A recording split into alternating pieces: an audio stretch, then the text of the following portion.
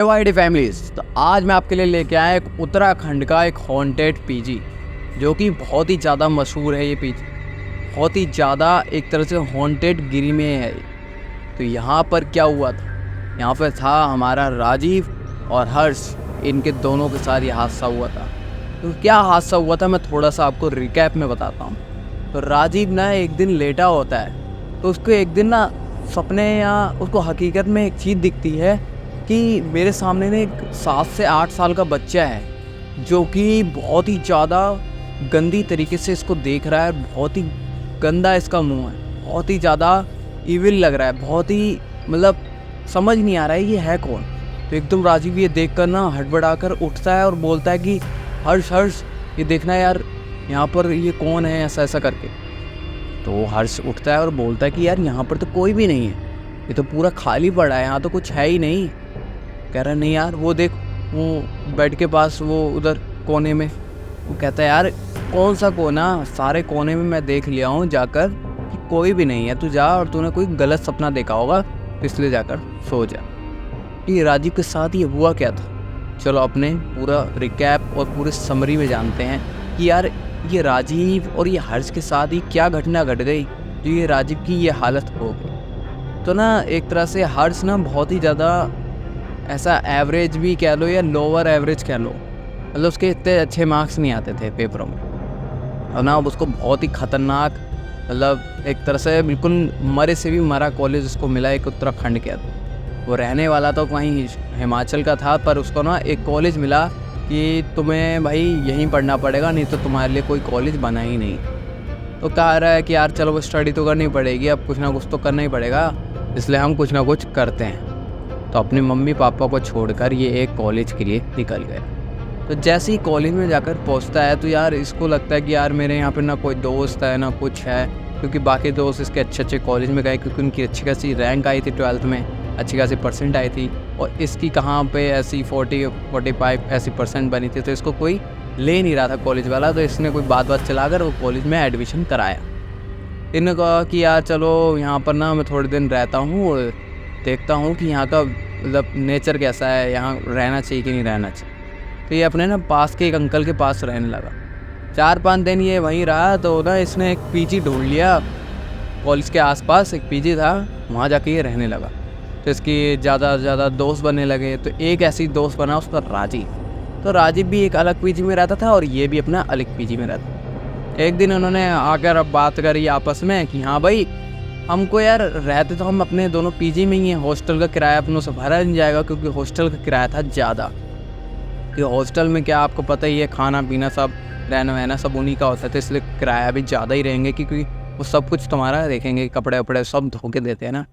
तो इन्होंने कहा चलो ठीक है अपने एक कोई नया सा पीजी ढूंढते हैं। तो वो कॉलेज के बाद आए, उन्होंने पीजी ढूंढा एक बहुत ही अच्छे रेंज में, क्योंकि जो ये पीजी में मतलब ये पहले रहते थे ना हर्ष और राजीव, उनसे आधे के रेट में इनको ही कितना बड़ा पीजी मिल जाता है। कमरा 2 कमरे होते हैं, एक लॉन होता है, मतलब एक तरह से लॉन्च ड्राइंग रूम, उसमें बैठक वैठक होता है। वो वहाँ पे बैठते हैं, मज़े लेते हैं, उसको चेकअप करके आते हैं कि हाँ भाई कैसा है यहाँ का व्यू, उसको देख के आते हैं। गए वहाँ पर उनको पसंद आया, इन्होंने कहा चलो आज के आज ही शिफ्ट कर ले रहे हैं। ये जा गए और शिफ्ट इन्होंने जल्दी से करा। जैसे शिफ्ट करा ना तो इनको लगा कि यार ये कमरा तो बहुत ही बढ़िया है और यहाँ पे ना व्यू भी अच्छा दिखता है, क्योंकि पहाड़ दिखते थे वहाँ से। उत्तराखंड में है भाई, पहाड़ तो दिखेंगे ही, ऑब्वियस सी बात है। जो पहाड़ से है भाई कमेंट मार दो। तो वो बिल्कुल 1-2 दिन तो बहुत ही अच्छे से उनका कटा। जैसे ना तीसरा दिन आया तो ना राजीव को एकदम ना सर में दर्द सा होने लगा। कह रहा है यार भाई मेरे सर में दर्द हो रहा है, पर इतना ज़्यादा दर्द नहीं था जिससे कि वो सहा ना जाए, तो दर्द था। उन्होंने कहा चल ठीक है कोई बात नहीं, मैं चाय बनाता हूँ, तो चाय पियो, क्या पता उसकी वजह से हो रहा हो। तो उन्होंने कहा चाय वाय ठीक है पिला दे। तो हमारा हर्ष गया, चाय वाय बनाई, इसको दिया। ये बैठा था बालकनी में। जैसे ही बैठा है तो ना रात के ऐसे 8:30 9:30 हो रहे थे कि एक कौवा आता है और कौवा चैं चैं चैं चैं करने लगा रहता। ये कहता है यार रात में मतलब जो हमारे पक्षी वगैरह होते हैं वो रात में तो चले जाते हैं, वो रात में तो दिखते नहीं है, क्योंकि सुबह ही पक्षी वगैरह जो भी है हमारा दिखता है। तो रात में बहुत देर तक वो काँव काँव करता रहता है 15-20 मिनट, जब तक चाय नहीं बनती है। वो कहता है हश हश हश हश। और जैसे ही हर्ष आता है तो वो कहता है यार तू इसको इग्नोर कर, अपनी चाय वाय एंजॉय कर, ऐसे क्या देख रहा है, छोड़ना। तो इन्होंने कहा कि यार आज खाना बनाने का मन नहीं कर रहा है यार, बाहर से मंगाते हैं। तो हर्ष भी कहता है हाँ यार मेरा भी मन नहीं कर रहा है, अपने बाहर से मंगाएंगे। तो हर्ष ने क्या करा, जोमेटो से ऑर्डर करा हमारा चिकन। इन्हें चिकन ऑर्डर करा 2 लोगों के लिए, एक हर्ष एक राजीव, दोनों लोगों के लिए, और पुलाव वगैरह जो भी था वो ऑर्डर कर लिया। जैसे ही वो आया है उनके सामने रखा ही है, तो इन्होंने जैसे ही खोला ना तो इसको बहुत ही बढ़िया खुशबू आने लगी। हाँ भाई दोनों भाई खाएंगे। तो एकदम फिर से क्या होता है, राजीव को इतना ज़्यादा दर्द होता है कि उसको वो सहा भी नहीं जाता। वो वहाँ पर रोने लगता है, कहता भाई मुझे बहुत तेज़ दर्द हो रहा है यार, अब क्या करना है। तो उन्होंने कहा कि चल अगले दिन अपने डॉक्टर के पास जाएंगे, दवाई वाई करवाएंगे इसकी, चल तू ना आज रहने दे, ये मत खाइयो क्योंकि नॉनवेज खाएगा क्या पता और दिक्कत आ जाए, तो मैं तेरे लिए फ्रेश फ्रूट ऑर्डर कर देता हूँ, वो खाना और तू आज ऐसी काट। तो इन्होंने कहा कि चल तब तक तू नींबू पानी पी ले, मैं नींबू पानी बना के लाता हूँ। और नींबू पानी बना के लाता है और उसको पिलाता है, तो उसका दर्द थोड़ा सा ठीक होता है, उसको सहने वाला डर मतलब हो जाता है। तो उसका कहता है कि चल तेरा ये ऑर्डर भी आ गया है, तू इसको खा। और ये अपना हर्ष चिकन लपेटता है। तो जैसे ही 2 लोगों के लिए चिकन होता है, वो अकेला उसको खाएगा कैसे, थोड़ा सा चिकन और पुलाव ये फ्रिज में रख देता है कि भाई अब अगले दिन देखेंगे किसको खाना है क्या खाना। जैसे ही फ्रिज में रखता है, दोनों उन्होंने खाना वाना खा लिया है, ये सोते हैं। ऐसे ही 1-1.5 घंटे के बाद इसको इतना ज़्यादा खतरनाक सपना आता है ना राजीव को। ये सपना बोल लो या हकीकत, उसको एकदम ऐसा दिखता है कि एक बच्चा है 7-8 साल का जो कि इसको घूर रहा है और बहुत तेज हंस रहा है, बहुत तेज हंस रहा है कि तू भी मरेगा, जैसे हम लोग मरे ना वैसे तू भी मरे। तो ये एकदम हड़बड़ा कर उठता है और कहता है कि भाई वो देख वो मेरे सामने खड़ा है, वो देख बेड के पास बैठ के कोने में। हर्ष कहता है क्या बोलना चाह रहा है, मुझे कुछ समझ नहीं आ रहा है, क्योंकि हर्ष को कुछ पता ही नहीं है कि उसके साथ क्या बीत रही है या उसके साथ क्या हो रहा है। तो हर्ष उसको देखते रहता है और कहता है कि यार मुझे लगता है तेरे ना कुछ माइंड में दिक्कत वगैरह हुई है, तो कल हॉस्पिटल जाएंगे, इसको कुछ दिखाएं। कह रहा नहीं यार वो देखो खड़ा है, वो हंस रहा है। कह रहा वो कहता है कि चलो मैं उठ के जाता हूँ, मैं देखता हूँ कि वहाँ पर कोई है क्या। जैसे ही उठ के जाता है और देखता है कि यार वहाँ तो कोई भी नहीं है, तो इसको रिलीफ मिलता है। इसको बोलता है कि भाई कुछ नहीं है, मैं हूँ तेरे साथ, कुछ नहीं होगा, ऐसा ऐसा कहकर इसको सुला देता है। अगले दिन हॉस्पिटल जाते हैं और दिखाते हैं कि यार इसको ऐसे ऐसे दिक्कतें आ रही हैं, उसके सर में दर्द भी हो रहा है। और डॉक्टर क्या कहते हैं, डॉक्टर कहते हैं कि इसको कोई बीमारी है ही नहीं। तो राजीव और हर्ष एकदम से अचंभा से हो जाते हैं, कहते हैं यार इसको कोई बीमारी नहीं है, ये रात भर दर्द पे चिल्लाता रहता है और इसको कुछ ना कुछ दिख रहा है, ये क्या आप बोल रहे हो, आप कह रहे हो कि नहीं है इसको कोई बीमारी। हमें तो लगता है ये साफ साफ ये बीमारी है, थोड़ा सा इसका मेंटली प्रॉब्लम है। तो कहता है कि अब राजवीर कहता है कि भाई मैं अपना घर जाऊंगा, मेरे को यहाँ पे रहा नहीं जा रहा है, क्योंकि 2 हफ्ते से उसको लगातार जब से ये मतलब पीजी में आया तब से इसको ये हालत होने लगी है। इन्होंने कहा कि मैंने अपने घर वालों को बता दिया है, मैं घर जा रहा हूँ, और जब मैं ठीक हूँगा तभी आऊँगा, वरना तो आऊँगा ही नहीं। तो ये राजीव अपने घर के लिए निकल जाता है और इसमें बसता है हर्ष अकेला।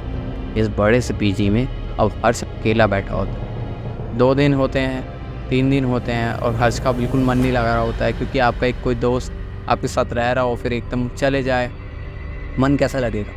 तो उसका मन नहीं लग रहा था।